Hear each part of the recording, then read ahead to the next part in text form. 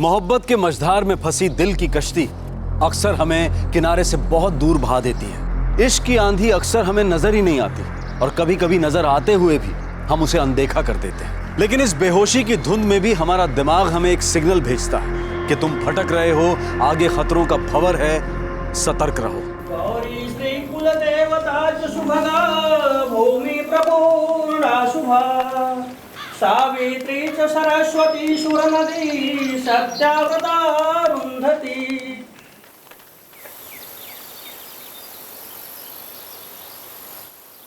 खुश हो? बहुत। और तुम? मैं भी। पर कमल, अगर वृंदा को पता चल गया तो?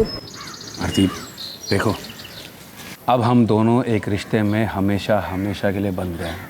पर वो तुम्हारी पहली पत्नी है। जानता हूँ आरती, जरूरत पड़ने पर मैं देख लूंगा।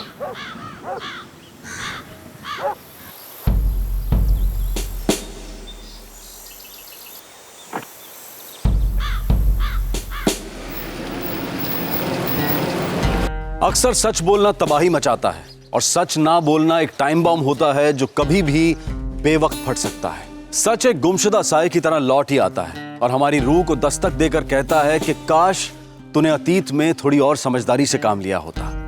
काश।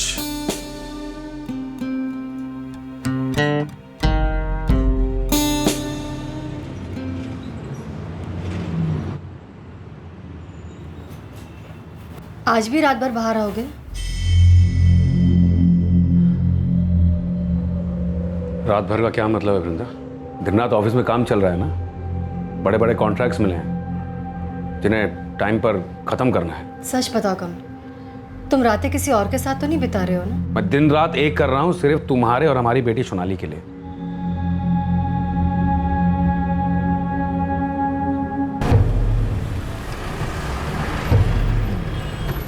साहब, वो मैडम आपके बारे में कुछ पूछ रही थी। किस बारे में? यही कि आपका कुछ चल रहा है करके, कोई गर्लफ्रेंड वर्लफ्रेंड? तूने उन्हें कुछ बताया तो नहीं ना? नहीं साहब, कुछ बताया तो नहीं है, लेकिन साहब मेरे को लगता है ना कि आपको मैडम को बता देना चाहिए।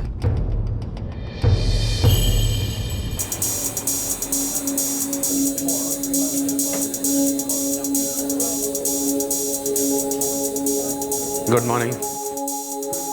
मॉर्निंग। बल्कि इस फॉल सीलिंग को एक पेस्टल शेड दे दो।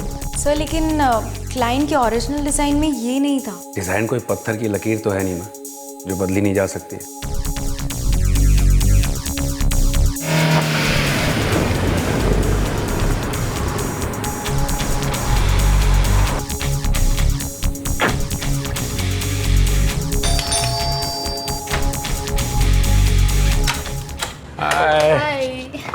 मिस किया तुम्हें। कमल, तुम हमेशा के लिए आ जाओ ना यहाँ पर। आरती, तुम जानती हो मैं ऐसा नहीं कर सकता, फिर भी तुम पूछ रही हो। बेटी को छोड़कर आ जाऊं? ठीक है, मत आओ। नाराज क्यों होती हो? बात को समझो ना। अच्छा, आज के लिए तो रुक जाओ। मैं रात को यहाँ नहीं रुक सकता। वृंदा को भी शक होने लग गया। वृंदा, बेटी, काम और तुम? चिंता मत करो, मैं वहां और यहाँ के बीच में कुछ वर्कआउट कर लूंगा। Sir okay?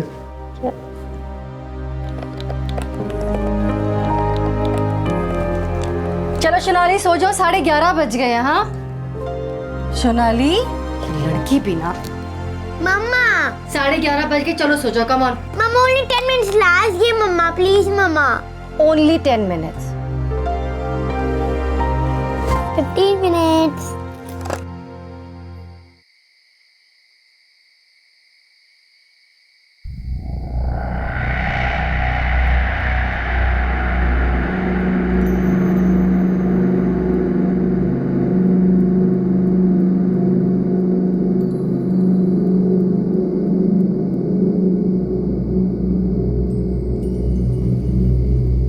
पॉसिबल नहीं है कि तुम वृंदा को छोड़ दो और हमेशा के लिए मेरे पास आ जाओ?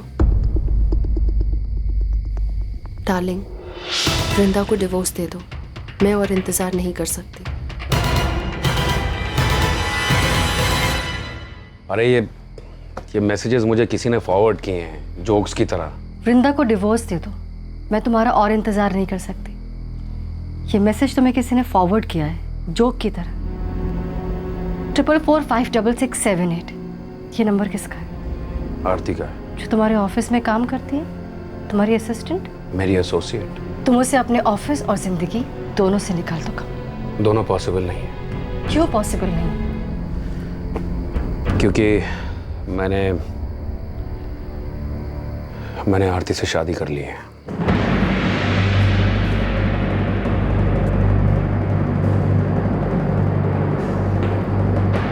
सोनाली के बारे में एक बार भी नहीं सोचा? उसे पता चलेगा तो उस पर क्या बीतेगी?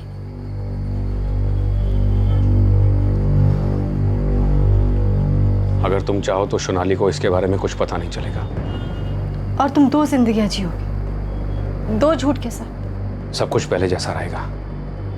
ये घर तुम्हारा और सोनाली का रहेगा, सेविंग्स भी तुम्हारी, सब कुछ तुम्हारा। सिर्फ तुम उसके। वृंदा, मैं उससे प्यार करता हूँ। प्यार तो कभी तुम मुझसे भी करते थे ना। कब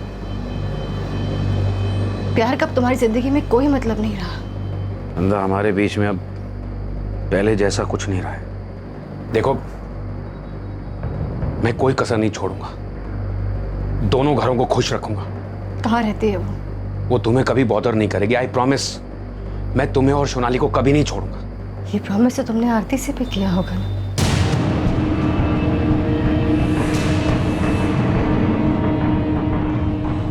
नाराज तो होगी ना, कोई भी होगा, तुम, मैं, कोई भी। और मुझे अच्छी तरह से मालूम है कि वो हमारी सिचुएशन को समझेगी और मान भी जाएगी। अच्छा है, साफ साफ बात हो गई। अब हफ्ते में मैं कुछ दिन और रातें यहाँ गुजारूंगा और कुछ वहाँ, और अपनी बेटी सोनाली को इसके बारे में बिल्कुल कुछ पता नहीं चलने दूंगा। और अगर वृंदा ने उसे बता दिया तो? वृंदा नहीं बताएगी। वृंदा सोनाली से उतना ही प्यार करती है जितना कि मैं करता हूँ। क्या जिंदगी और प्यार इतनी आसानी से बट पाते हैं? क्या टूटे दिल और घर कानून और इंसानियत के दायरे में रह पाते हैं? कमल, वृंदा और आरती के त्रिकोण का चौथा कोण अब रंग दिखा रहा था। चाहत और नफरत के बीच की लकीर अब धुंधली होती जा रही थी।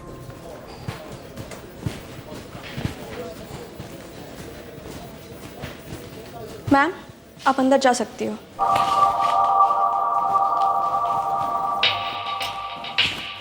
मैं आई कम इन? सुमन, सुमन रहेजा, प्लीज करें। आप हमारे कंपेटिटर की क्लाइंट सर्विस मैनेजर रह चुकी हैं, जॉब क्यों छोड़ी? एक्चुअली सर, पिछले साल मेरी एंगेजमेंट हो गई थी and my in-laws didn't want me to work. तो अब उन्होंने अपना माइंड चेंज कर दिया?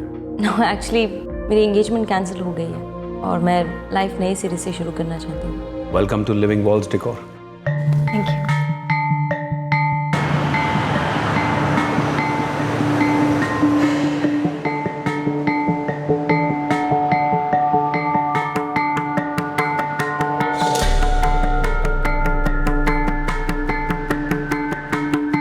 कौन सा क्या प्रोग्राम करने वाला किसी को नहीं मालूम।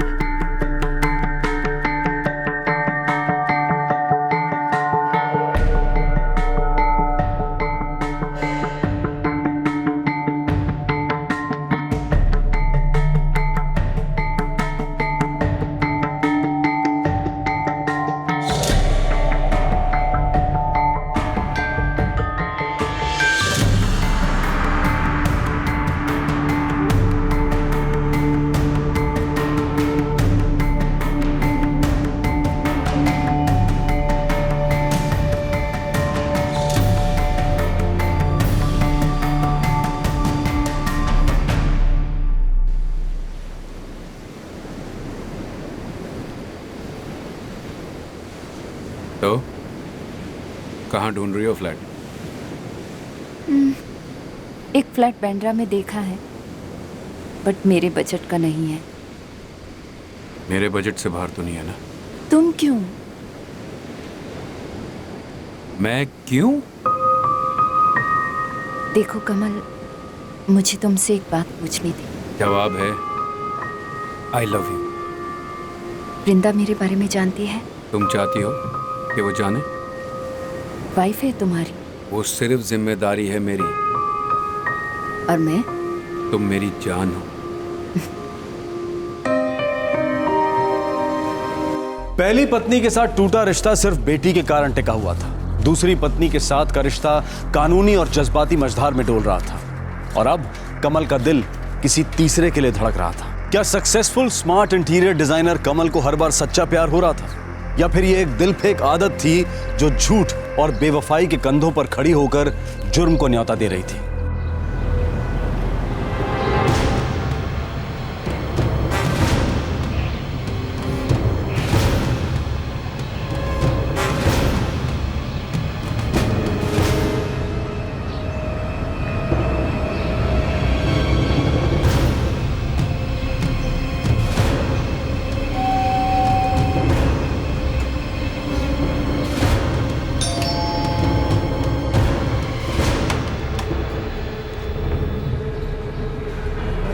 अरे प्रशांत, क्या हुआ? सब ठीक तो है ना?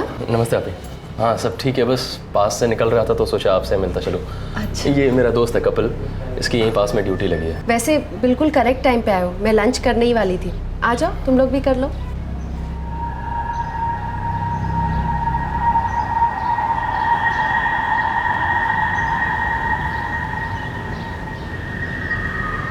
अरे थोड़ा चावल भी लो ना। नहीं भाभी, बस बस। तुम लोग कुछ खा ही नहीं रहे हो।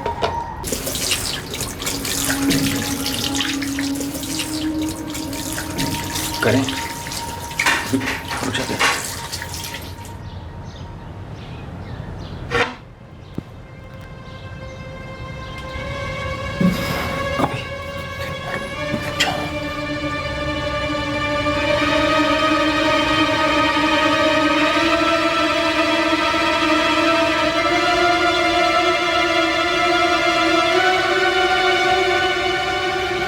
अबे चलना, करते हैं।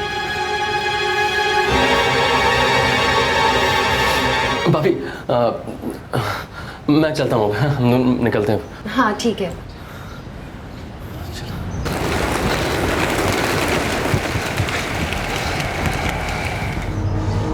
तेरे को हो क्या गया? इतने दिन की प्लानिंग, इतनी मगजमारी और एकदम टाइम पे तेरी हवा गुल। मेरे से नहीं होगा यार। सोचना एक चीज़ है, करना एक चीज़ है। वो आरती भाभी, उसका चेहरा मेरे से नहीं होगा यार।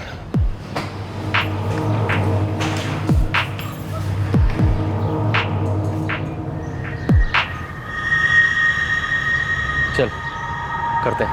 अबे मेंटल है क्या? एक टाइम एकदम साधु बन रहा है, अब फिर कहता है कि चल करते हैं। अब सब सेट है, करते हैं। चल।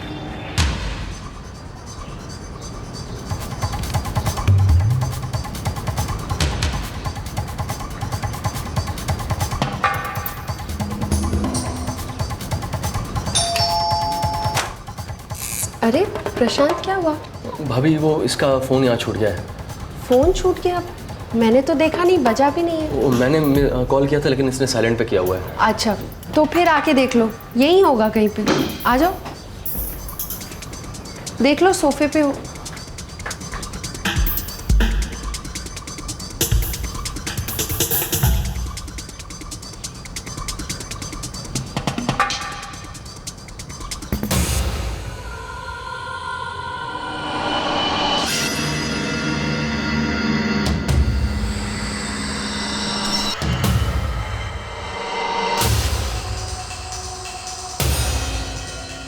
प्रशांत, क्या हुआ?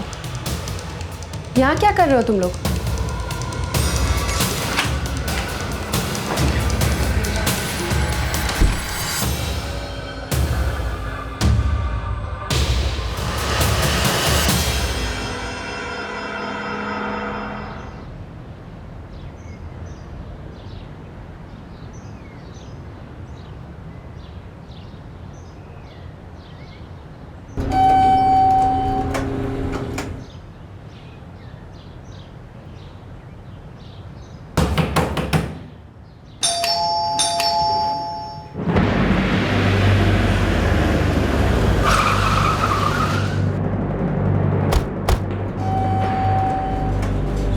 सर, मैं आनंद कुलकर्णी, सोसाइटी का सेक्रेटरी। मैंने ही आपको फ़ोन किया था। सर, यही फ्लैट है जहाँ से बात आ रही है। सर एक्चुअली कल दूध वाले ने इधर दूध रखा, फिर सुबह किसी ने दूध उठाया ही नहीं, तो उसने जाके वॉचमैन को बोला। वॉचमैन ने मेरे को आके बताया। कोई रिश्तेदार का कांटेक्ट? हाँ, उनके हस्बैंड को मैंने फ़ोन किया है, वो आते ही होंगे अभी।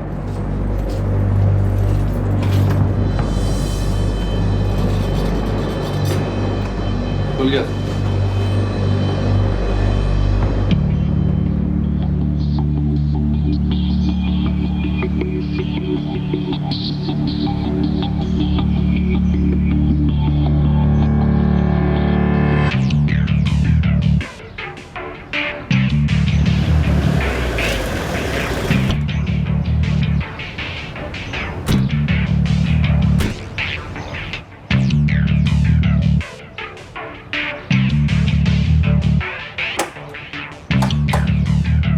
सर, रूम में सारा सामान बिखरा पड़ा है, चोरी जरूर हुई है। लेकिन दरवाज़ा खोला गया है, फोर्स्ड एंट्री नहीं हुई है।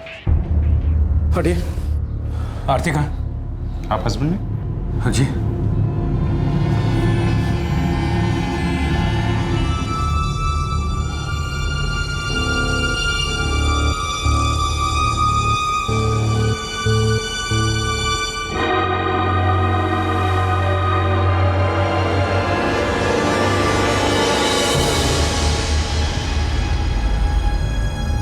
एंट्रीज के हिसाब से पिछले 3 दिन से यहाँ कोई नहीं आया। सर जी, कमल साहब सोम मंगल बुध 3 दिन यहाँ रहते हैं। इसके अलावा और कोई कभी यहाँ नहीं आता। सर, लॉबी और गेट के रजिस्टर्स में कोई एंट्री नहीं है और घर में ज़बरदस्ती घुसने के कोई निशान भी नहीं। सर, वॉचमैन बता रहा था कि सोम मंगल बुध पति रहता था यहाँ, बाकी के दिन पत्नी अकेली रहती थी। बाकी के 4 दिन कहाँ रहती? ये दूसरी बीवी है, बाकी के 4 दिन ये पहली बीवी के साथ। मिसेस सावंत, 2 दिन से दूध के पैकेट बाहर ही पड़े हैं। इसका तो ये मतलब हुआ कि 2 दिन से आपकी अपनी पत्नी आरती से फ़ोन पर भी बात नहीं हुई। नहीं हुई थी बात, काम में था, टाइम ही नहीं मिला। आज फोन करने वाला था कि ये खबर आ गई। देखिए, हमें लगता है कि मर्डर के साथ साथ चोरी भी हुई। क्या आप बता पाएंगे क्या क्या चोरी हुआ? उसे गहने खरीदने का बहुत शौक था, ढेर सारे गहने थे उसके पास। उसने वो लॉकर में बंद रखती थी, लेकिन अब ये लॉकर तो खाली है।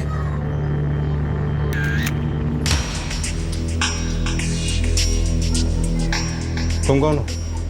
साहब, मैं प्रशांत साहब, कमल सर का ड्राइवर। ये मेरा लाइसेंस।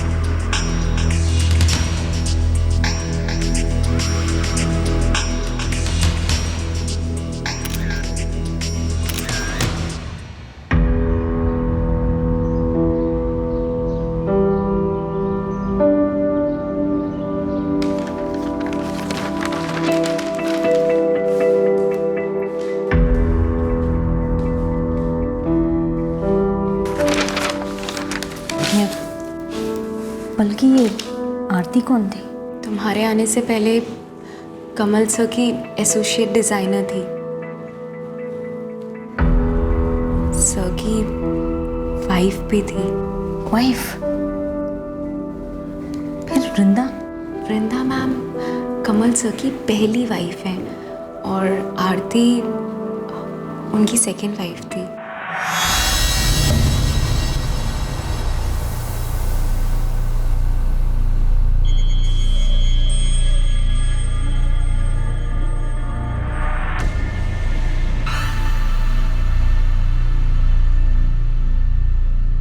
सर, आरती को उस दिन कोई भी ऐसा कॉल नहीं आया था जो गड़बड़ लगे।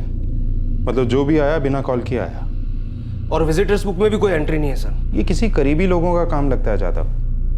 बिना एंट्री किए बिल्डिंग में दाखिल हुआ, बिना कॉल किए बेल दबाया, आरती ने उन्हें अंदर आने दिया और ये लोग सीधा बेडरूम में गए और आरती को मार दिया। सर, ये कमल सावंत, इसने 2 दिन में एक बार भी अपनी बीवी को फोन नहीं किया। ये भी थोड़ा ऑफ लगता है। और इसे रजिस्टर में एंट्री भी नहीं करनी पड़ती।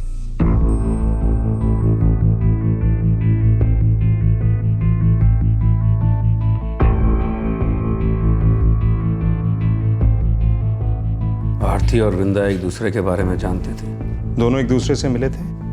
नहीं। ये दूसरी शादी आप पर भारी तो नहीं पड़ रही थी मिस्टर सावंत?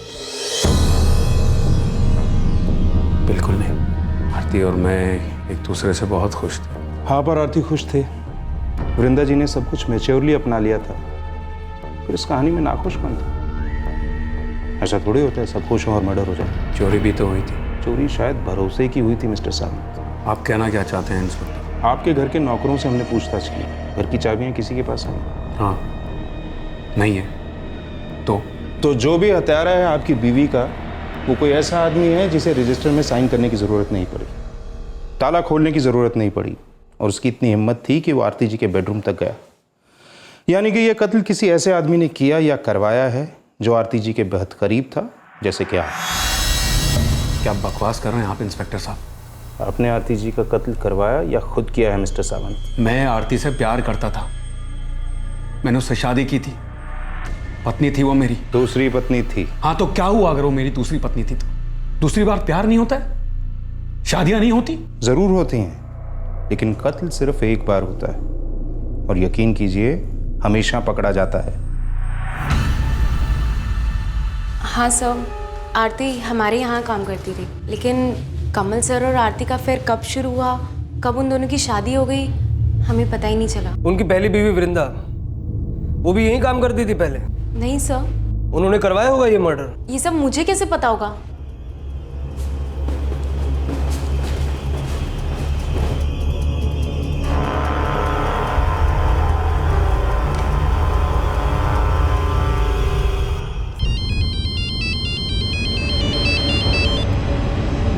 बोलो सुमन।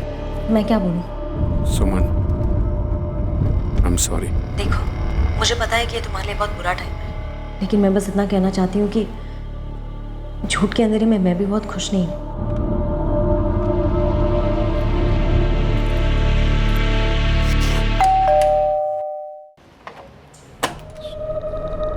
वृंदा सावंत? जी, मैं आरती से कभी नहीं मिली। आपको आरती पर ज्यादा गुस्सा था या अपने पति कमल पर? खोट मेरे पति में थी, पर मैं उसके बारे में कुछ नहीं कर सकती थी। पति का कुछ नहीं कर सकती थी, और आरती का? जलन बड़ा खतरनाक जहर होता है। जी, मैं आरती से नहीं जलती थी। हाँ, पर उन औरतों से जरूर जलती थी जो ऐसे पति को छोड़ने की हिम्मत रखते हैं। वो हिम्मत मुझ में नहीं थी। बढ़ती बच्ची है घर में, जिसे एक स्टैंडर्ड की ज़िंदगी जीने की आदत है।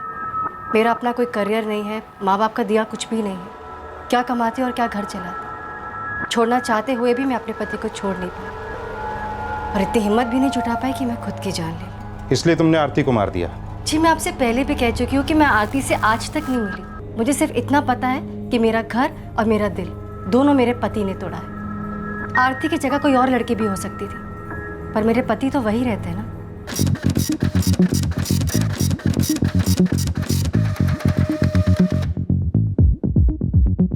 सर, कमल, आरती और वृंदा तीनों के कॉल रिकॉर्ड्स एकदम साफ हैं। कोई गड़बड़ नहीं, कोई साजिश नहीं। और दरवाजा तोड़ा नहीं गया?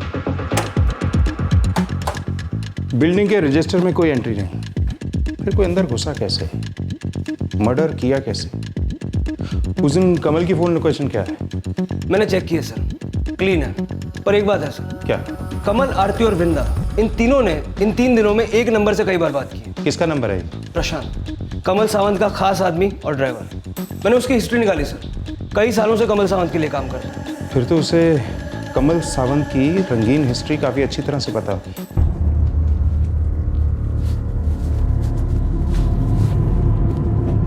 खुश हो ना आप? हाँ, बहुत खुश हूं कि तुम खुश नहीं। तुमने अपना घर तोड़कर उसका घर बसाया। अपनी बेटी के हक के पैसों से तुमने उसके लिए घर खरीदा, जेवर खरीदे, क्या कुछ नहीं खरीदा। और देखो आज क्या हुआ है।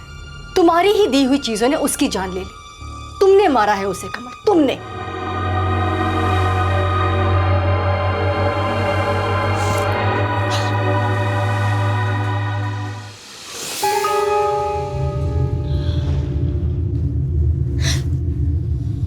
मम्मा। हाँ बेटा, मुझे सब पता चल गया। क्या पता चल गया आपको? पेपर में आया था कि पापा की दूसरी शादी हुई है, उनकी दूसरी वाइफ का मर्डर हुआ है। साहब, वो पुलिस वाले मेरे को बुला रहे साहब। कुछ बताया उन्होंने क्यों बुलाया? नहीं साहब, कुछ बताया तो नहीं है।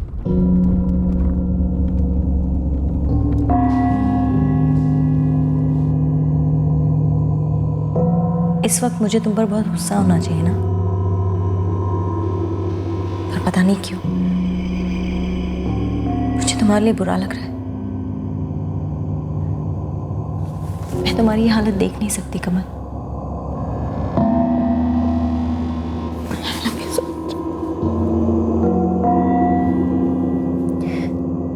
हाँ साहब, मैं तो कमल सर के और वृंदा भाभी के एकदम घर के जैसा हूँ। आरती से भी करीबी रिश्ता था।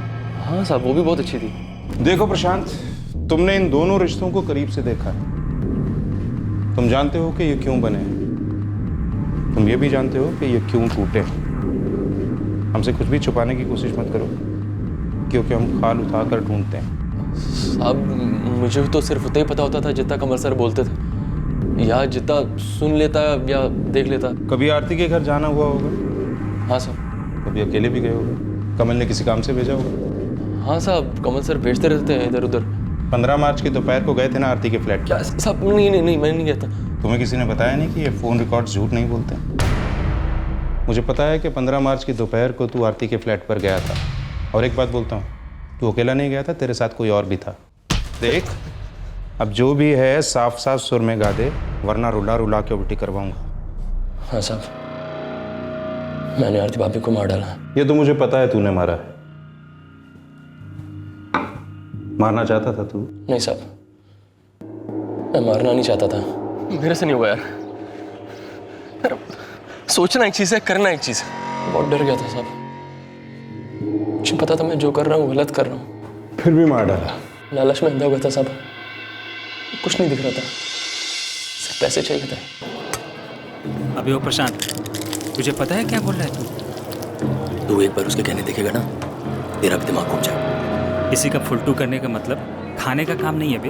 एक तो अंदर घुसेंगे कैसे, फिर बाहर कैसे निकलेंगे? अपने ऊपर कभी कोई शक नहीं होगा। मैं आरती भाभी के घर ऐसे आता जाता हूँ जैसे अपने कमल सर। सिर्फ गहनों के लिए आरती का कत्ल किया? हाँ साहब। प्रशांत, क्या हुआ?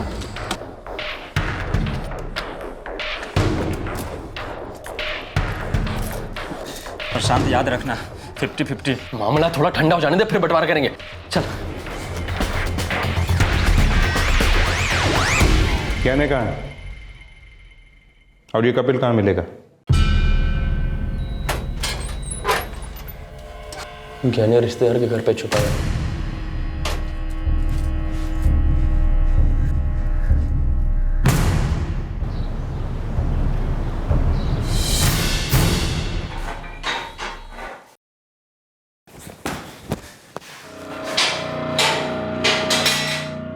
प्रशांत, तूने मेरे को फंसा दिया रे। तेरा चोरी करने का इरादा कभी था ही नहीं सालिया। तेरे को सिर्फ उस औरत का मर्डर करने का था, सच है ना? अरे अब तो बता दे, किसके कहने पे ये सब किया तूने?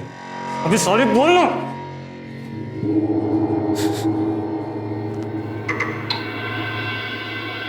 आपके खास आदमी प्रशांत और उसके दोस्त कपिल ने मिलकर आपकी पत्नी का कत्ल किया मिस्टर सामंत। लेकिन हमें शक है कि यह कत्ल सिर्फ गहनों के लिए नहीं हुआ।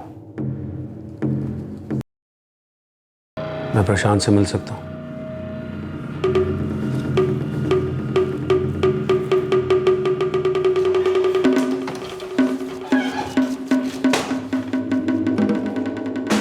सर, 15 मार्च को लंच टाइम में प्रशांत आरती के घर पर था। अरे थोड़ा चावल भी लो ना।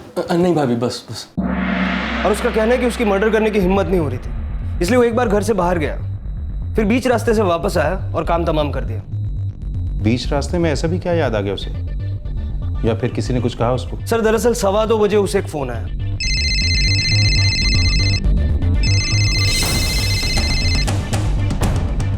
ट्रिपल 4556788। मतलब ये नंबर उस इंसान का है जिसे प्रशांत बचाना चाहता है।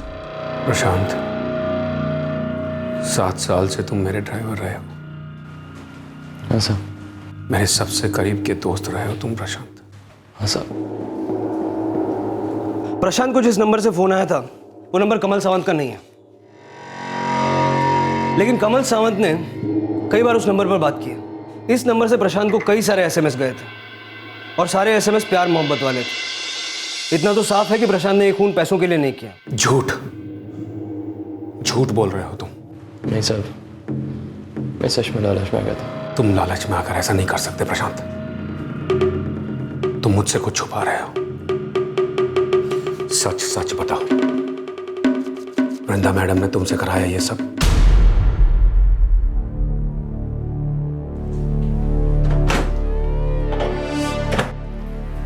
मम्मा, हाँ बेटा।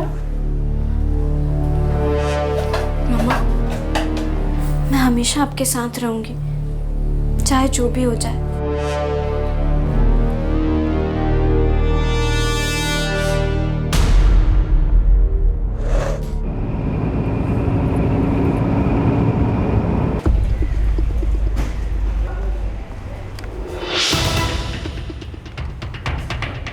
हमने कभी नहीं सोचा था कि 2 शादियों के अलावा कमल का एक और अफेयर चल रहा था जो उसकी दोनों पत्नियों से छुपा हुआ था। आप अच्छा खेले मिस सुमन, पर बाजी हम मार गए। सुमन? लेकिन मैंने तो सुमन को आरती के बारे में कभी कुछ बताया ही नहीं, एक वर्ड नहीं बोला है उसे। चोरी छुपे अफेयर्स पे अफेयर करने का कॉपीराइट सिर्फ आपके पास नहीं है, आपकी नाक के नीचे कई और अफेयर चल रहे हैं सर जी। प्रशांत ने आरती का कत्ल सुमन के कहने पर किया। मेरे से नहीं होगा यार।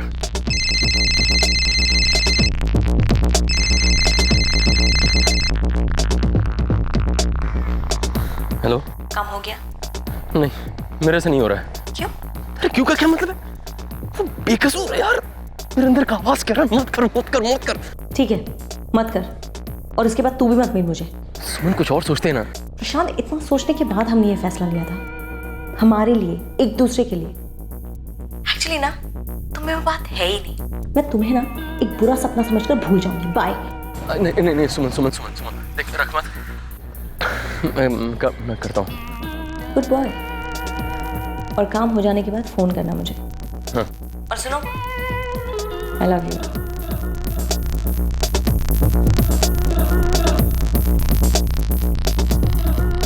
ये क्या बकवास है?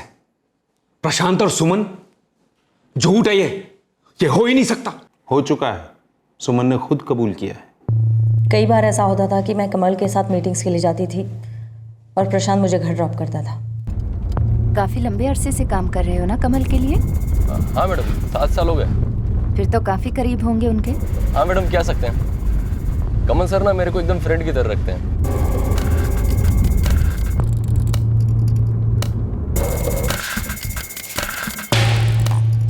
प्रशांत, मैं यहाँ से चली जाऊंगी। मेरा काम है आपको दरवाजे तक छोड़ना, नहीं तो मेरे को रात भर नींद नहीं आएगी।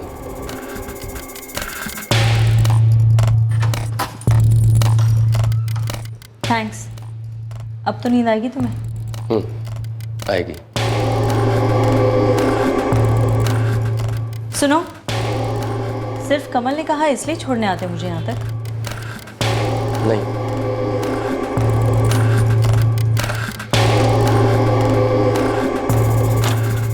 सुनो, चाय पीकर जाओ। जी?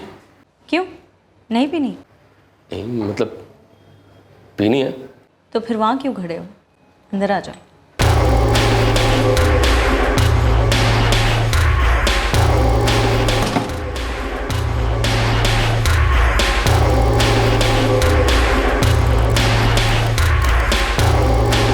सुनो, मत जाओ। प्रशांत के साथ अफेयर चल रहा था वो हम समझे, पर आरती को क्यों मार डाला? कमल ने मुझे सिर्फ वृंदा के बारे में बताया था, आरती के बारे में तो मुझे पता ही नहीं था। आरती? हाँ, आरती। कमल सर ने बताया नहीं तुमको आरती भाभी के बारे में? नहीं, मुझे तो बस इतना पता था कि उसकी पत्नी का नाम वृंदा है। वो तो उनकी पहली बीवी है ना। यू मीन कमल ने आरती से भी शादी की है? हाँ, कमल सर आरती भाभी से बहुत प्यार करते हैं, जैसे मैं तुमसे।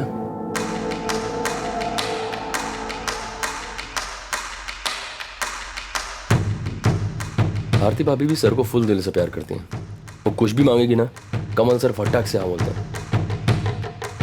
मुझे पता चल गया था कि कमल उसकी मुट्ठी में है, वो जो कहे कमल करता है।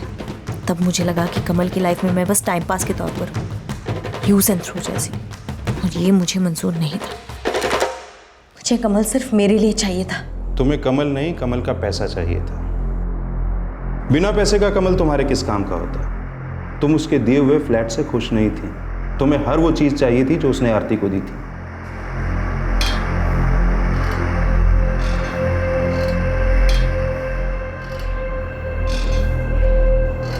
मेरे को ना तुमको आरती भाभी के बारे में बोलने का ही नहीं था।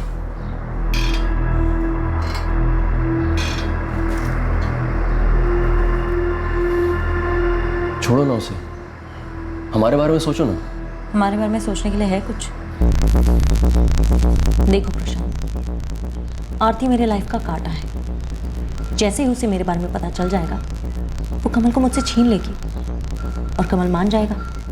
उसे बहुत प्यार जो करता है, मैं तो बस ऐवी हूँ उसके लिए। इससे हमारे रिश्ते का क्या लेना देना? मुझे कमल से सब कुछ चाहिए। तुम भी तो उसके थे, जो मैंने छीन लिया उससे।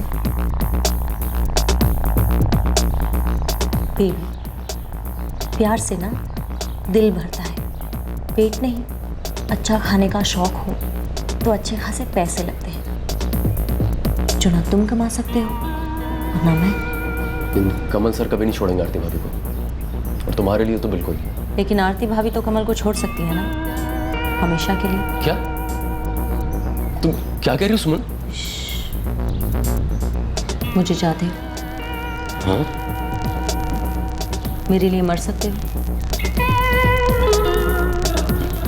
हाँ। चेहरा तो देखो अपना। चिल, मरने के लिए नहीं कह रही। तो फिर? मरने से मारना आसान है ना?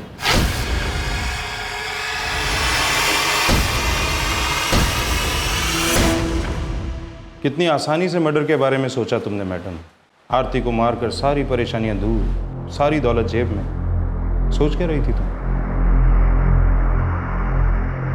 अपने आप को पढ़ा लिखा बोलते हो, लानत है तुम पर।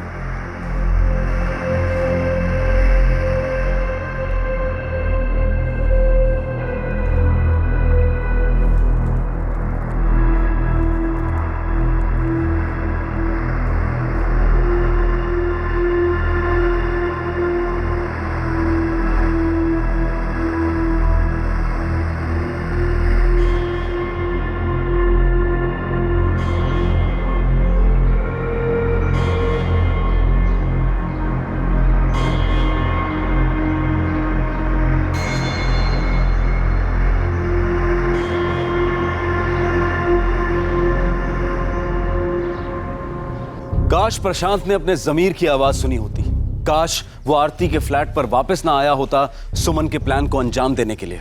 काश सुमन के खतरनाक इरादों को समझते ही प्रशांत ने अपने आप को उससे दूर कर लिया होता। कीमती अफेयर्स, पर कौन से अफेयर ने सबसे बड़ी कीमत चुकाई? प्रशांत और सुमन के अफेयर ने, या कमल और सुमन के अफेयर ने, या फिर कमल और आरती के रिश्ते ने? हम सबको इसके बारे में सोचने की जरूरत है कि जो जज्बात इंसान को जलन की आग में तड़पाता है, वो जो भी है, प्यार तो नहीं है। प्रशांत, सुमन और कपिल फिलहाल जुडिशियल कस्टडी में हैं। उन पर मर्डर, चोरी और क्रिमिनल कॉन्स्पिरेसी के चार्जेस लगे हैं।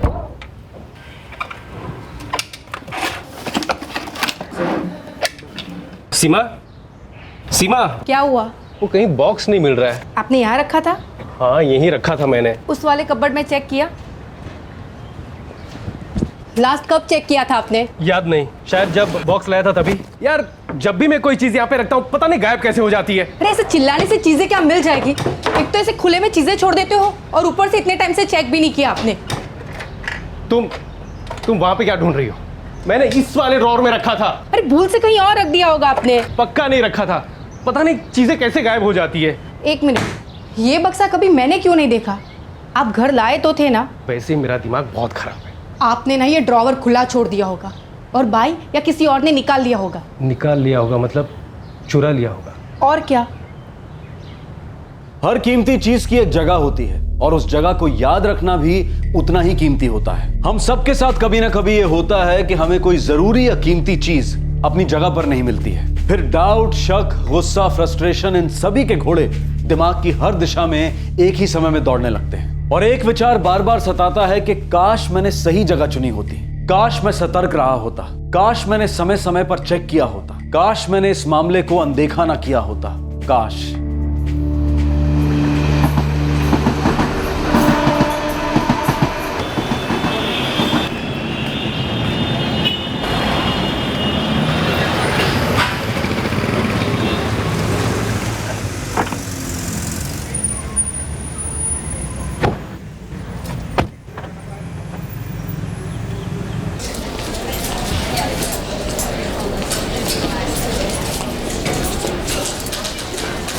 कैसे हैं योगेश जी?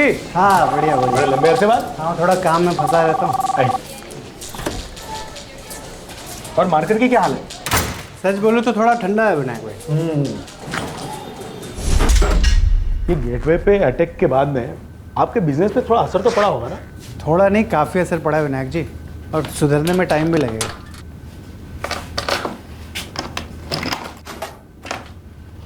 मैं आपकी चाय बोलता हूँ, विदाउट शुगर, अदरक वाली। जी थैंक यू।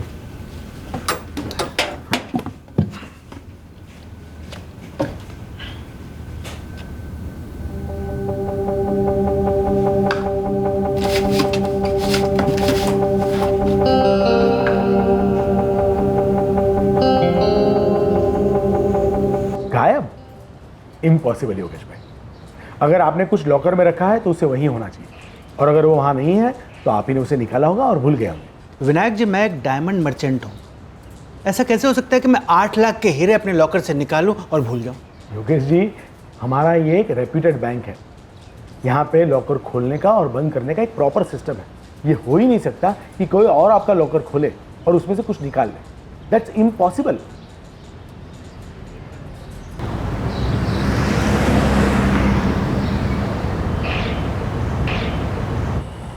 हाँ हेलो पारुल, अच्छा सुनो, पिछले 1 साल में मैं क्या हीरे घर लाया हूँ? શું વાત કરો છો તમે? आप हर दूसरे दिन हीरे घर लाते हो, ले जाते हो, इसमें नया क्या है? अरे बाबा, दफ्तर से नहीं, बैंक लॉकर से। क्यों, क्या हुआ? अरे लॉकर से गायब है पारुल। 1 साल पहले रखे थे, 8 लाख के हीरे थे, आज देखता हूँ तो है नहीं लॉकर में। या आपने डाले ही नहीं होंगे, या डाल के निकाल लिए होंगे, भूल गए होंगे आप। हाँ, बैंक मैनेजर भी यही कह रहा था। आपकी भूलने की बीमारी बहुत महंगी पड़ेगी हमें जी। कहाँ गए होंगे इतने हीरे? जोर डालिए दिमाग पर।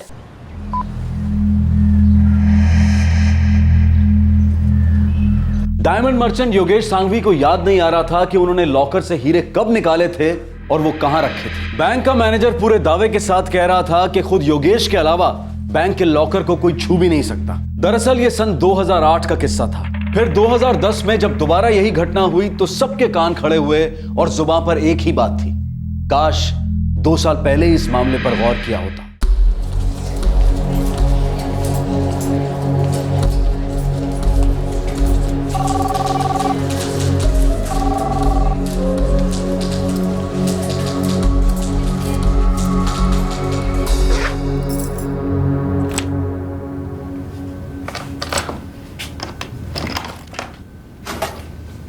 Thank you.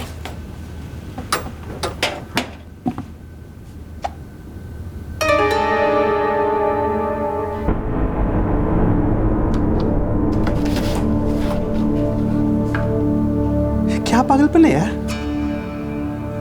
अब नहीं छोड़ूंगा मैं। अरे विनायक जी, पिछली बार मैं मानता हूँ, चलो डाउट था, दिमाग में नहीं रहा क्योंकि 1 साल से मैंने लॉकर को छुआ नहीं था, पर इस बार मुझे सब याद है। पिछले हफ्ते मैंने 1,90,00,000 के हीरे अपने लॉकर में रखे थे, पिछले बुधवार को।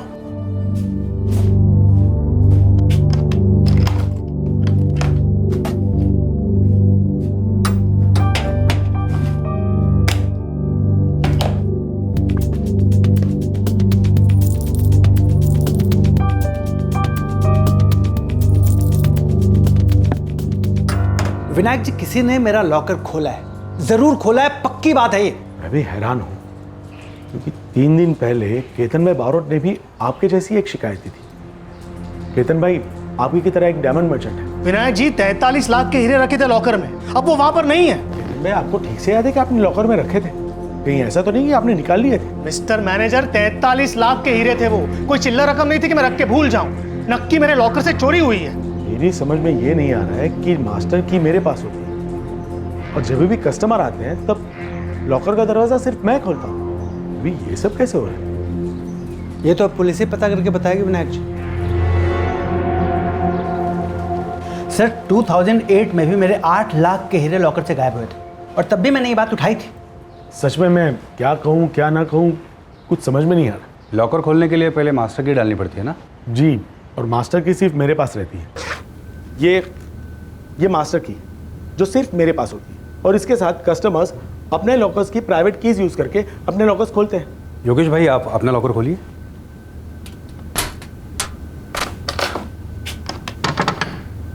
सर मुझे मास्टर की यूज़ कर रही हूँ।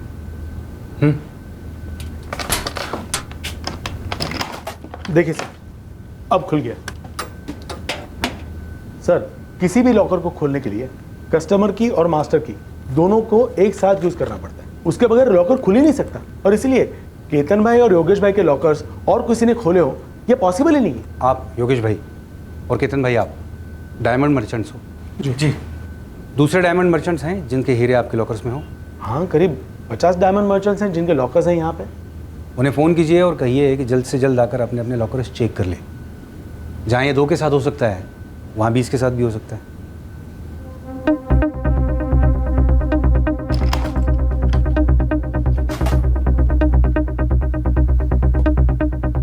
मेरे डायमंड्स किधर है विनायक जी? पूरे 40 पेटी का माल था मेरा। ये डब्बा खाली क्यों है? क्या था इस पे?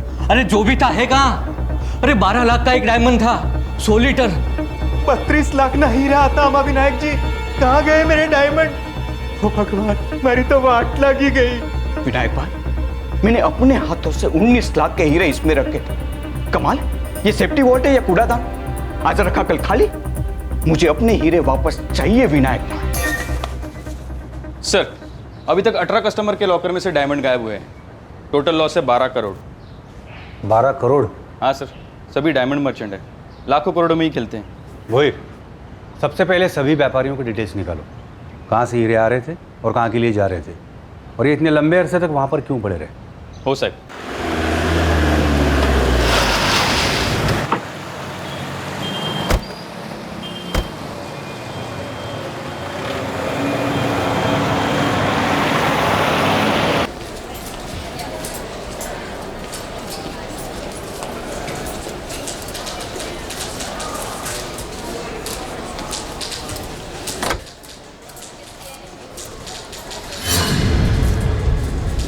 मैं पिछले 15 साल से इस ब्रांच को संभाल रहा हूँ सर। ऐसी अजीब सिचुएशन मैंने आज तक नहीं देखी। 12 करोड़ के हीरे चोरी हुए हैं मैनेजर साहब। ये अजीब सिचुएशन नहीं है, इमरजेंसी सिचुएशन है। बिल्कुल, और सबसे ज़्यादा शॉक मैं ही हूँ। होना भी चाहिए, क्योंकि मास्टर चाबी तो आप ही के पास होती है। आप कहना क्या चाहते हैं? इस सब में मैं शामिल हूँ? आपके और आपके बैंक एम्प्लॉयज़ के अलावा लॉकर रूम में कोई और जा ही नहीं सकता। बैंक का हर एक एम्प्लॉई हीरो की तरह तराशा हुआ है सर, हर एक का रिकॉर्ड साफ है। हम हीरे और जौहरी दोनों को दोबारा से तराशेंगे मैनेजर साहब, वो भी हमारे अपने तरीके से। मुझे हर एक एम्प्लॉय की रिकॉर्ड फाइल चाहिए, और सबसे ऊपर होगी फाइल आपकी।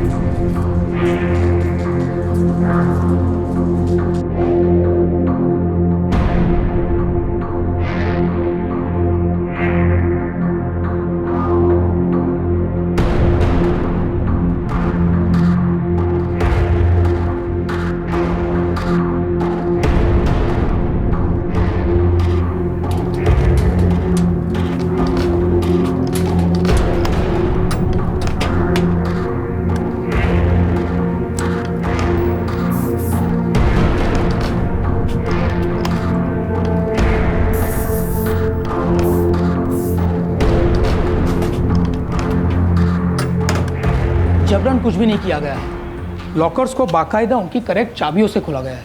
पर कैसे? जी सर, मैं मेरी ओर से फुल कोऑपरेशन दे रहा हूं पुलिस को। जी वही तो सर, मुझे तो विश्वास ही नहीं हो रहा कि ये सब मेरी ब्रांच में कैसे हो गया। Right sir, yes sir, I will get it done. Yes sir, okay.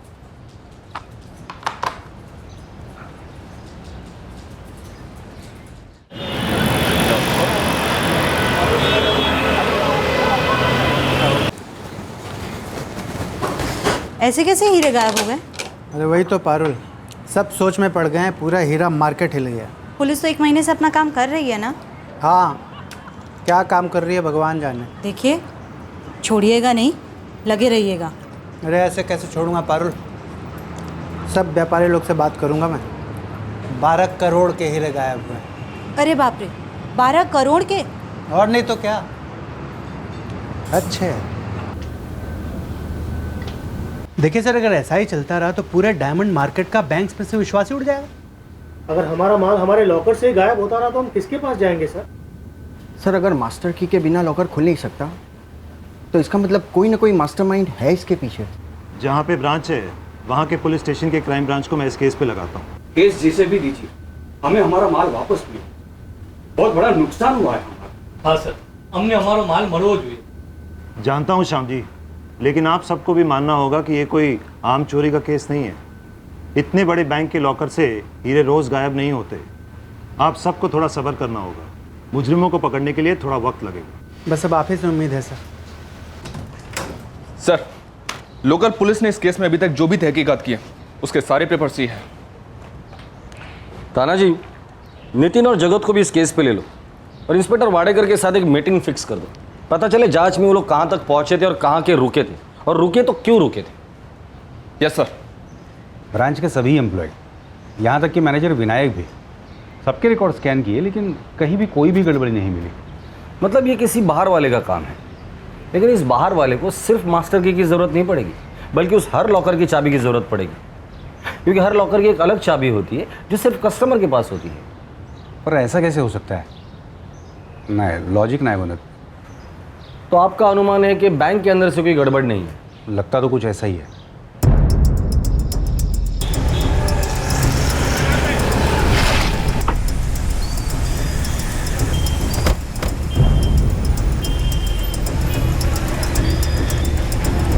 मैं अपने पियून्स और सिक्योरिटी वालों को भी गारंटी दे सकता हूँ कि इनमें से कोई भी ऐसे कामों में शामिल नहीं होगा। जी हाँ, इंस्पेक्टर वाडेकर के रिपोर्ट ने भी आपके सारे स्टाफ को क्लीन चिट दी है, और मैं भी इस बात को मानता हूँ। हाँ, और ये डेफिनेटली किसी अंदर वाले का काम नहीं। मतलब ये किसी बाहर वाले का ही काम है, लेकिन अंदर वालों की मदद के बिना इस बाहर वाले को पकड़ना बड़ा मुश्किल ही होगा। Right? Right. 397, 395, 282, 227 and 228, 251, 182, 382, 238, 298, 373 and 375, 259, 346, 201, 405, 212 and 336। Sir 18 के 18 लॉकर्स डायमंड मर्चेंट्स के हैं। और ये बात वो डायमंड चोर भी जानता था। वो ये भी जानता था कि इन सारे लॉकर्स में डायमंड्स है। Yes sir. सर सोचने वाली बात तो ये भी है कि वो चोर, और वो भी बाहर वाला, उसके हाथ मास्टर की और कस्टमर के लॉकर की चाबी कैसे लग गई? अगर आपने कुछ लॉकर में रखा है तो उसे वही होना चाहिए, और अगर वो वहां नहीं है तो आप ही ने उसे निकाला होगा और भूल गया। ऐसा कैसे हो सकता है कि मैं 8 लाख के हीरे अपने लॉकर से निकालूं और भूल जाऊं? ये 2008 की बात है सर, जब योगेश भाई ने पहली बार हीरे गायब होने की कंप्लेंट की थी। लेकिन कोई रिकॉर्ड ही नहीं जो ये साबित कर सके कि ये चोरियां कब हुई थी। सर इनमें से कई व्यापारी ऐसे हैं जिन्होंने अपने लॉकर कई सालों से नहीं खोले। क्या ऐसा हो सकता है कि व्यापारी अपना लॉकर ऑपरेट ही ना करे? ये जो हमारे कस्टमर्स हैं वो मंजे हुए हीरो के व्यापारी हैं, उन्हें बार बार चेक करने की जरूरत नहीं पड़ती, उन्हें हम पर भरोसा है, और ये भरोसा ही हमारी कमाई है जो आज दाव पर लगी। मिस्टर विनायक, आपका भरोसा तो 2008 में ही दाव पे लग गया था, तब से, शायद उससे भी पहले ये चोरियां हो रही है। मुझे 2008 से लेकर आज तक के सारे रिकॉर्ड्स चाहिए। मिल जाएंगे सर। लॉकरों में कौन आया था, कब आया था और क्यों आया था, सारी एंट्रीज। समझ गया। आपके 350 लॉकर्स हैं, जिन जिन लोगों को आपने ये लॉकर्स अलॉट किए उन सब के डिटेल्स चाहिए, सब के सब। मुझे 1 दिन की मोहलत दीजिए सर, सारे रिकॉर्ड्स आपके सामने होंगे। हर लॉकर की चाबी अलग है, खांचा भी अलग है सर। और मास्टर की का खांचा हर लॉकर के लिए सेम ही होगा। सर समझो किसी ने मास्टर चाबी का डुप्लीकेट बना भी दिया, लेकिन बाकी सारे लॉकर्स का डुप्लीकेट कैसे बन सकता है? हाँ, अगर कस्टमर से चाबी गुम हो गई हो तो पॉसिबिलिटीज है ना, पॉसिबल ही नहीं। मतलब तुम ये कहना चाहते हो कि 18 लॉकर के मालिकों की चाबी गुम हो गई तो इस चोर को भी, जिसे पहले से ही पता था कि लॉकर में डायमंड्स है। मतलब लॉजिक बहुत फैल जाता है। फिर भी सर एक बार इन सबसे पूछ ही लेते हैं कि कभी चाबी खोई थी इनसे। ठीक है, पूछ लो, क्योंकि इस केस की चाबी भी इन चाबियों के राज में छुपी हुई है।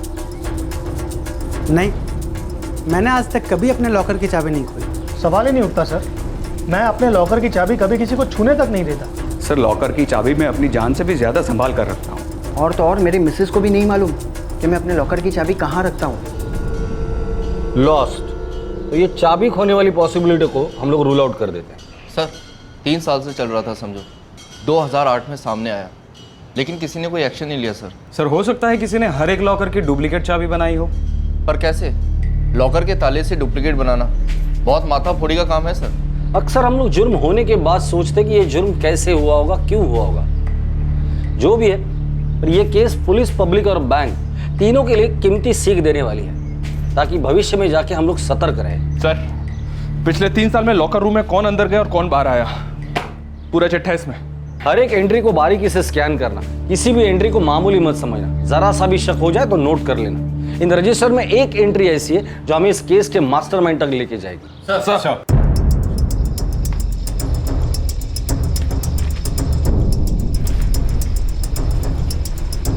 सर यहाँ 307 में मुझे कुछ गड़बड़ लग रही है। 307 में तो मेरे पास भी 2 एंट्रीज है।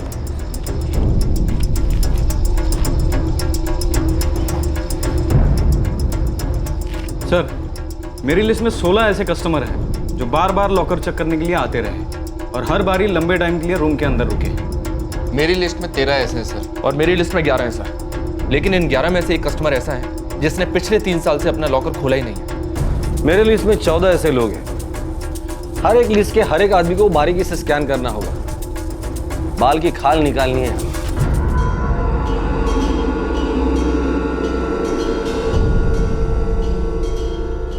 सर ये जो 20 नामों की लिस्ट आपने मुझे भेजी है, उसमें से ये जो 17 लोग हैं उन्हें मैं पर्सनली जानता हूँ। क्या ये सभी के सभी डायमंड मर्चेंट्स हैं? हाँ, टॉप के डायमंड मर्चेंट। और बाकी के 3? बाकी के 3 में रंजीत आचार्य, दामोदर काकड़े और आदिल हुसैन। इसमें से रंजीत और दामोदर को मैं पहचानता हूँ।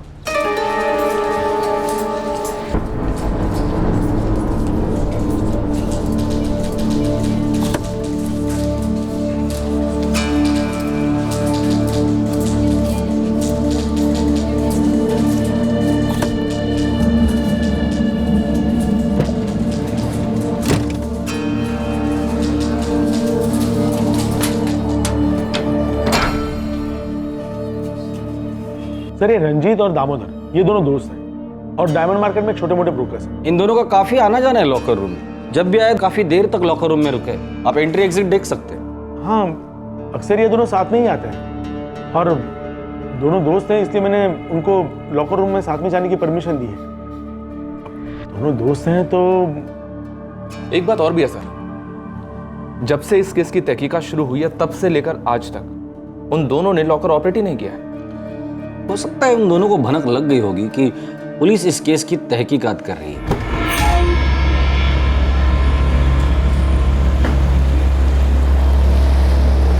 और ये तीसरा आदिल हुसैन, 3 साल हो गए लॉकर लेकर, लेकिन एक बार भी विजिट नहीं।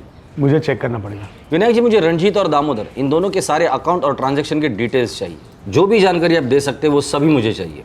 मिल जाएगी सर। और ये आदिल हुसैन, उसके भी सारे डिटेल्स चाहिए। जी। ताना जी, डायमंड मार्केट में चुपचाप से पता करो ये रंजीत और दामोदर काम क्या करते हैं और कब से करते हैं। जो भी जानकारी मिले सब निकालो। सर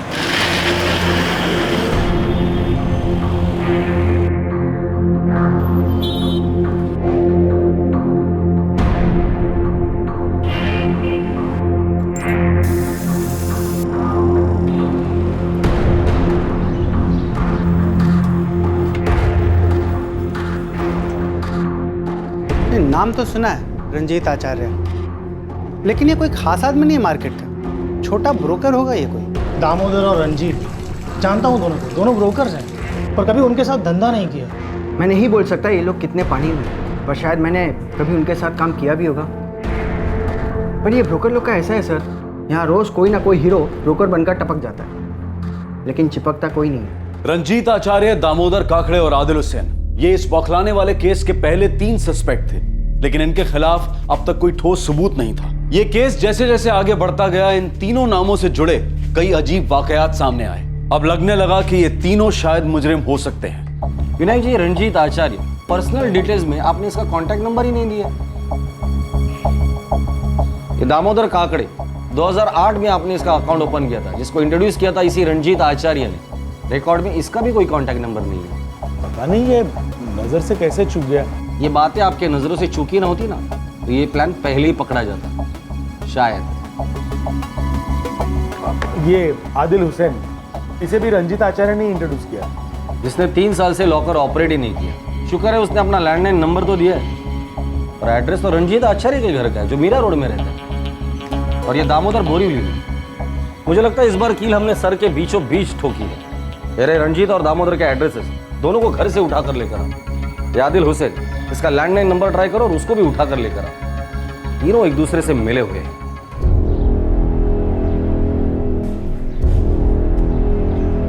ये टेलीफोन नंबर अस्थायी रूप से बंद है।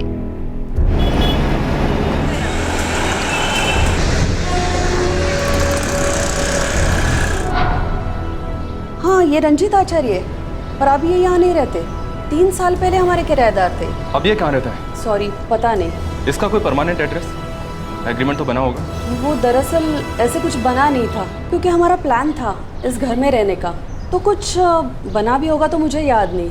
और जैसे ही वो छोड़कर चले गए, हम लोग शिफ्ट हो गए।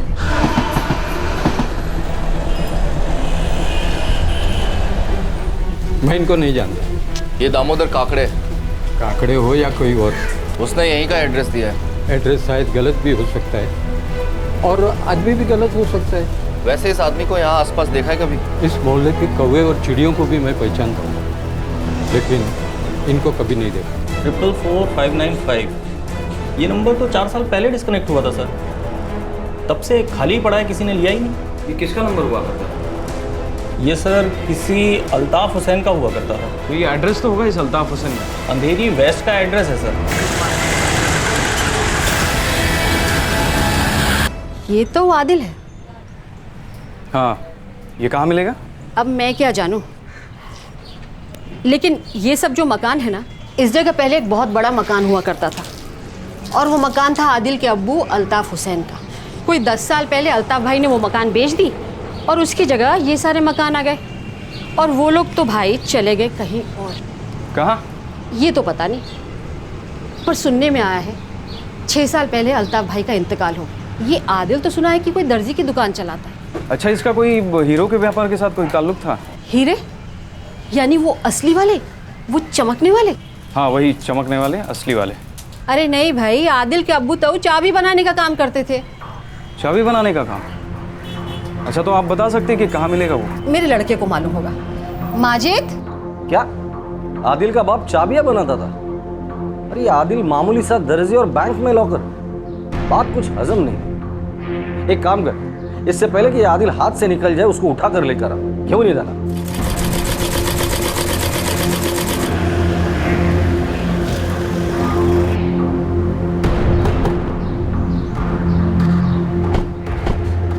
आदिल हुसैन जी, कौन हो तुम लोग?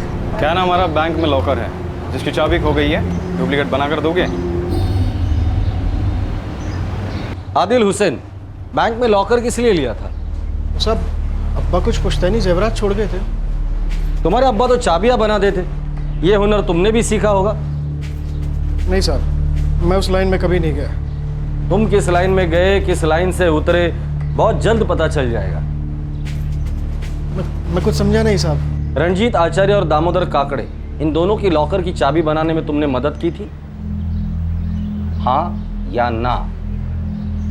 देखो आदिल, जुबान पे लगा हुआ ताला बिना चाबी के खोलना जानते हैं, और उसके बाद ना उस जुबान की गारंटी रहती है ना उस इंसान की, अचानक से लड़खड़ा जाती है हमेशा के लिए।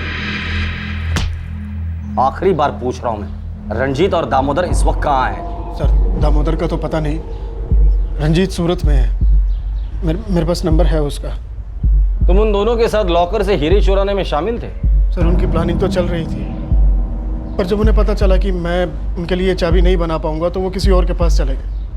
सर, फिर जो भी किया मुझे कुछ नहीं मालूम साहब। ठीक है, बाकी की जानकारी हम लोग रंजीत से ही ले लेंगे, लेकिन तुम हमारे साथ सूरत आ रहे हो और रंजीत को तुम हम तक पहुंचाओगे। कोई भी चालाकी करने की कोशिश की, हम तुम्हें कहाँ भेजेंगे पता है ना?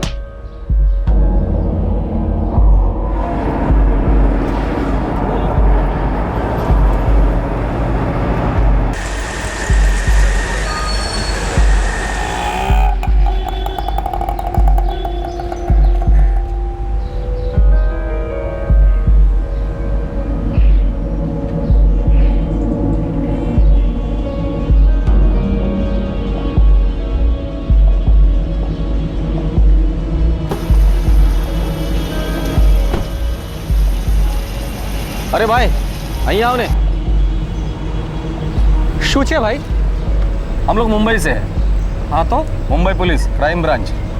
साहब मैंने कुछ नहीं किया, मैं तो अपने काम पे जा रहा हूँ। पता है, एक काम हमारा भी कर दो। क्या काम साहब? एक आदमी को फोन लगाना है। भाई का नाम है रंजीत आचार्य। फोन लगा। क्या बोलूँ साहब मैं? बताता हूँ। टेंशन नहीं लेवानो भाई, टेंशन देवानो। रंजीत, તમારો ફોન છે।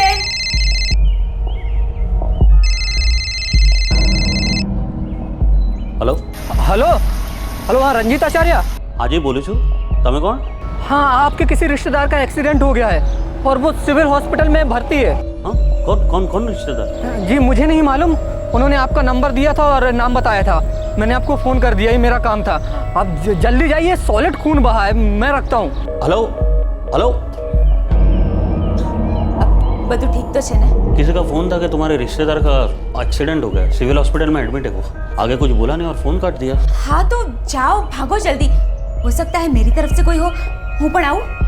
ना ना, हूँ जाऊँ छू।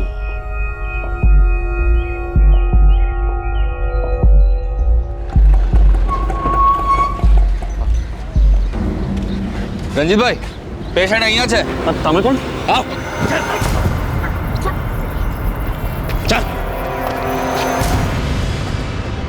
रंजीत, दामोदर तक तुम हमें लेके जाओगे, वरना हम तुम्हें हॉस्पिटल लेके जाएंगे, समझे? चल, दामोदर को फोन लगा।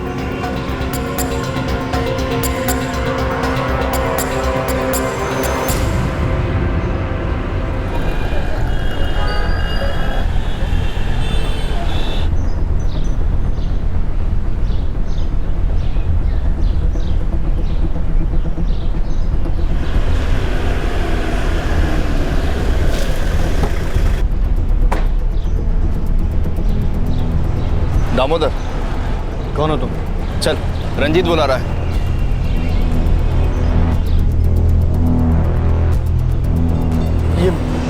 ये सब क्या हो रहा है? ये हमारे काम करने का तरीका है दामोदर। अब तुम लोग तुम्हारे काम करने का तरीका बताओ। कैसे खोले थे 18 लॉकर और गायब किए थे 12 करोड़ के हीरे?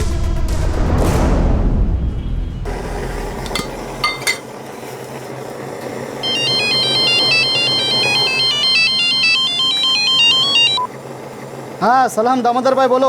हाँ हेलो बशीर, लिंक रोड पे टर्निंग पे आ जाना। सब खैरियत तो है? हाँ हाँ सब खैरियत है। क्या है, दोस्त की गाड़ी खराब हो गई है, चाबी गटर में गिर गई है। आके देख लेते तो अच्छा होता। सेंट्रल लॉकिंग है ना? अच्छा ठीक है, एक 10-15 मिनट में आता हूँ मैं वहाँ पे। हाँ हाँ, मैं लिंक रोड के टर्निंग पे खड़ा हूँ।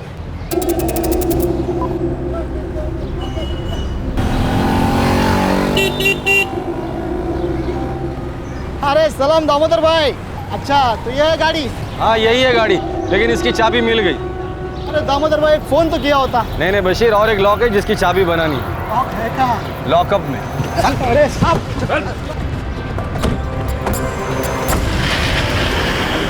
क्या बात है, पर ये सब किया कैसे उन्होंने? मुझे अभी तक पता नहीं चला कि उन्होंने ये सब किया कैसे। पुलिस ने अभी अभी उन्हें पकड़ा है तो सोचा आप सबको इन्फॉर्म कर दो। अफसोस है कि ये सब मेरी ब्रांच में हुआ। अरे नहीं विनायक जी, मैं समझ सकता हूँ। बस अब तो यही उम्मीद करते हैं कि ये चोरी किए हुए डायमंड्स जल्द से जल्द वापस मिल जाएं सबको। हाँ बस यही उम्मीद है। इन चारों ने ये कैसे किया और इतने सालों तक इनकी ये चोरी कभी पकड़ी क्यों नहीं गई? ये सवाल इस केस से जुड़े हर आदमी को परेशान कर रहा था। देखो तुम चारों पकड़े गए हो तो जितनी जल्दी और जितनी सफाई से अपना जुर्म कबूल करोगे सबकी सेहत के लिए अच्छा होगा। वरना टूटी हड्डी पसलियां, हॉस्पिटल का आईसीयू, रोते रिश्तेदार ना हमारे फायदे के हैं ना तुम्हारे।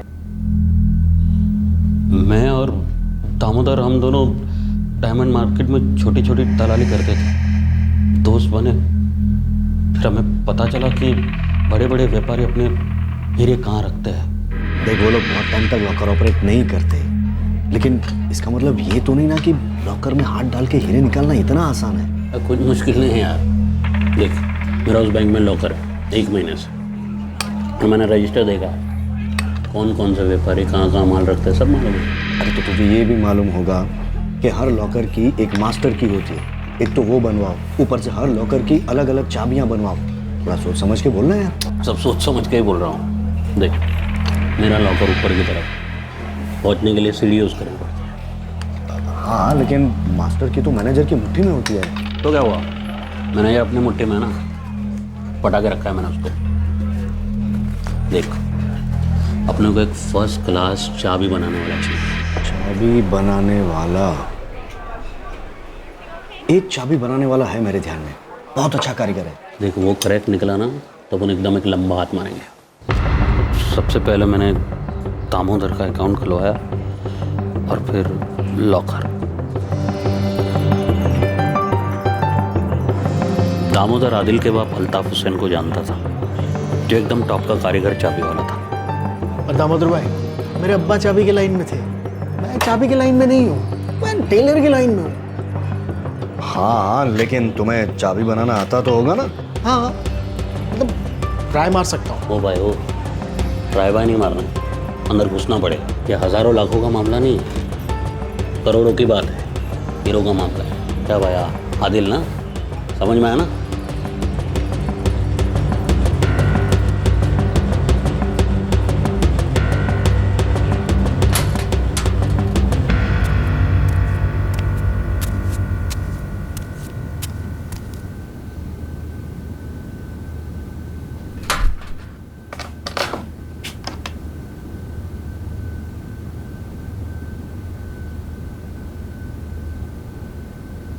माफ़ करना भाई, नहीं हो सकता, ये ताले बहुत पेचीदा हैं। अरे भाई, मांगता है उतना टाइम लेना यार। भाई टाइम का सवाल नहीं है, ये काम सिर्फ कोई पेशेवर कारीगर ही कर पाएगा, और वो भी कोई धुरंधर। मैं दर्जी हूँ भाई। क्या ये काम अपना बशीर कर पाएगा? कौन बशीर? बशीर भी एक चाबी बनाने वाला है, बहुत अच्छा कारीगर है। हाँ, बशीर भाई शायद कर पाएंगे, और उनका हाथ भी एकदम साफ है। पहले लाने का था ना उसको, कमाल है यार। ठंडे दिमाग और प्यार से हर ताला खुल सकता है, लॉकर का भी। बैंक के लॉकर का भी? हाँ, क्यों नहीं, बैंक वालों की मेन चाबी होती है और दूसरी चाबी लॉकर के मालिक की। डुप्लीकेट चाबी बनाने के लिए हम तुझे बैंक के अंदर नहीं ले जा सकते। और हाँ, ये दोनों चाबी हम बैंक के बाहर भी नहीं ला सकते हैं दोस्त, तो फिर डुप्लीकेट बनाओगे कैसे? साहब, डुप्लीकेट चाबी बनाने के लिए बैंक के अंदर जाने की ज़रूरत नहीं, तुम लोग खाली लॉकर तय करो कौन सा खोलना है, चाबी कैसे बनानी है, लॉकर कैसे खोलना है, मेरी जिम्मेदारी। तो फिर चाबी कैसे बनी? वो मेरा लॉकर ऊपर था, तो सीढ़ी पर मैं ही चढ़ता था, विनायक कभी नहीं चढ़ा। वो मुझे मास्टर की मेरे हाथ में दे देता था। अरे रंजीत भाई आप अपना लॉकर नीचे क्यों नहीं शिफ्ट करवा लेते? नीचे का लॉकर खाली पड़ा है, आप बोलो तो आज ही शिफ्ट करवा देता हूँ।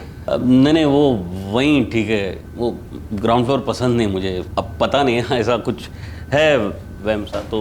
चलिए कोई बात नहीं। अरे ये मास्टर की लीजिए और लॉकर खोल के चाबी मुझे वापस दीजिए। हाँ, थैंक यू। सॉरी, हम बार बार मेरी वजह से आपको तकलीफ होती है। कोई बात नहीं, इसमें सॉरी की क्या जरूरत है, ये हमारा काम है।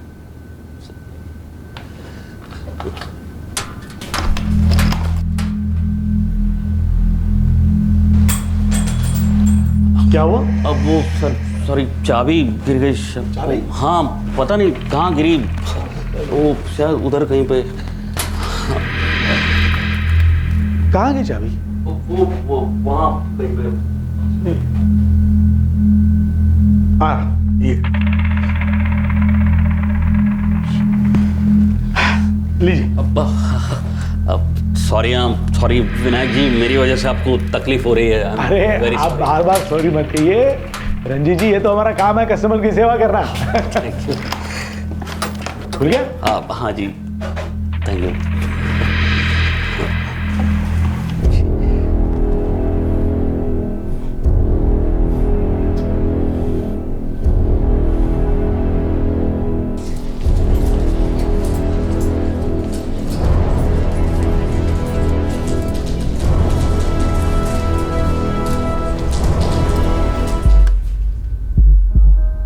बशीर मुझे एक सॉफ्ट की बना कर देता था, जो मैं अपने लॉकर पर आजमाता था। उसके खांचों के निशान इस सॉफ्ट की पर पड़ जाते हैं। 2 दिन का टाइम चाहिए और एक ऐसी चाबी बना कर दूंगा। काफ़ी मेहनत बाद बशीर ने परफेक्ट मास्टर की बना के दी।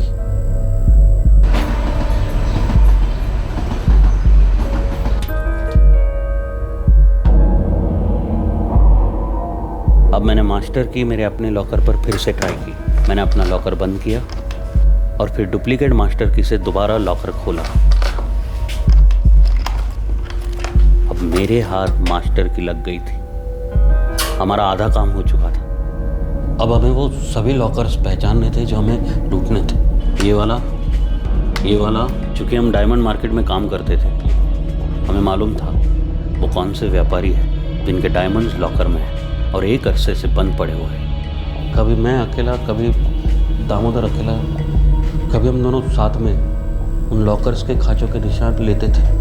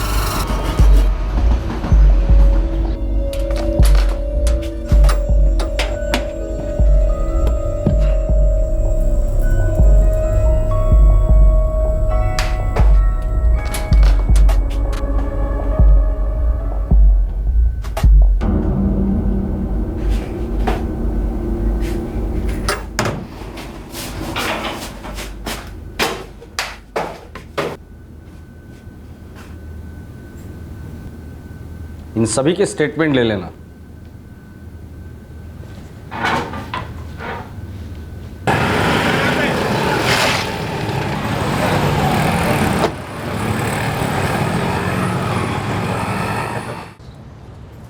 मिस्टर विनायक, इन तीनों के अकाउंट्स खोलते वक्त, लॉकर्स अलॉट करते वक्त डॉक्यूमेंट्स को लेकर सतर्कता दिखानी चाहिए थी। आदिल हुसैन का तो बैकग्राउंड ही चेक नहीं किया था आपने।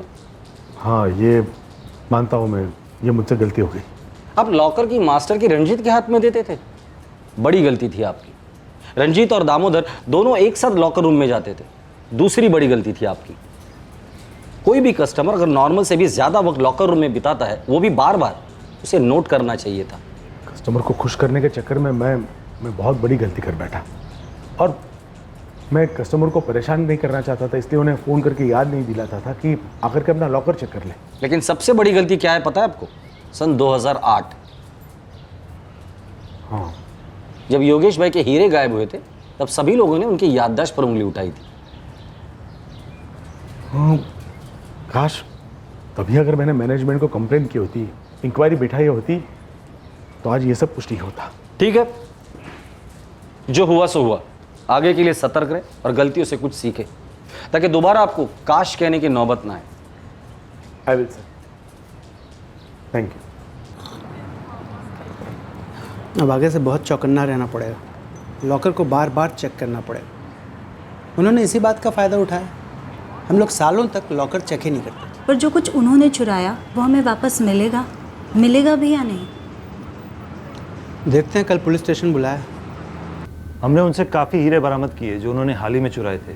हमने कोर्ट में पिटीशन की है कि उनकी सभी प्रॉपर्टीज अटैच की जाए, और हम लोग पूरी कोशिश करेंगे कि बाकी का माल भी जल्द से जल्द बरामद हो जाए। Thank you, thank you.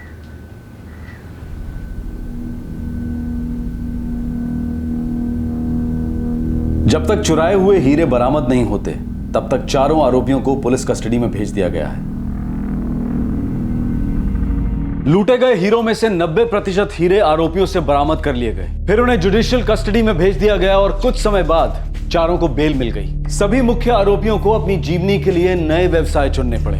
इस केस में मुजरिमों ने एक बहुत सिंपल सी बात को नजरअंदाज कर दिया, जो ये थी कि हीरों की दुनिया सिर्फ मुट्ठी भर पड़ी है और यहाँ इतनी बड़ी चोरी करने के बाद पकड़े न जाना लगभग असंभव है। जिन व्यापारियों को उनके गायब हुए हीरे वापस मिले, वो अब चैन की सांस ले रहे हैं। लेकिन उनके लिए भी ये बहुत बड़ी सीख साबित हुई है कि कोई भी प्रोसेस, कोई भी प्रक्रिया फॉर ग्रांटेड नहीं ले सकते, नजरअंदाज नहीं कर सकते। हम ये बिल्कुल नहीं कह रहे हैं कि हमें 24 घंटे चिंता की गिरफ्त में रहकर हर राई का पहाड़ बनाना चाहिए, लेकिन हाँ, हमें रेगुलरली अपने जीवन के सभी क्षेत्रों में एक चेकलिस्ट जरूर बनानी चाहिए। ध्यान रखना चाहिए कि कहीं कोई सिंपल सी लेकिन बहुत इंपॉर्टेंट बात को हम नजरअंदाज तो नहीं कर रहे हैं। काश हमने लिख कर रखा होता, काश हमने चेक किया होता, काश हमने आइडेंटिटी कार्ड मांगा होता, काश हमने वेबसाइट पर क्लिक ना किया होता। काश, ये एक ऐसा एहसास है जो जिंदगी को रिवाइंड करना चाहता है, लेकिन हम सब जानते हैं कि ये संभव नहीं है। पर हर बार दिल जब काश कहता है, तब दिमाग अगर कुछ सीख ले तो कम से कम वो गलती दोबारा नहीं होगी। आपसे फिर मुलाकात होगी क्राइम पेट्रोल सतर्क में एक और नए केस के साथ कल रात 9 बजे। तब तक अपना ख्याल रखें, सुरक्षित रहें और याद रखें, सही वक्त पर सही कदम। सतर्क रहें। जय हिंद। क्राइम पेट्रोल के और भी दिलचस्प कहानी देखने के लिए हमारे चैनल को सब्सक्राइब करें और बेल आइकॉन दबाना न भूलें।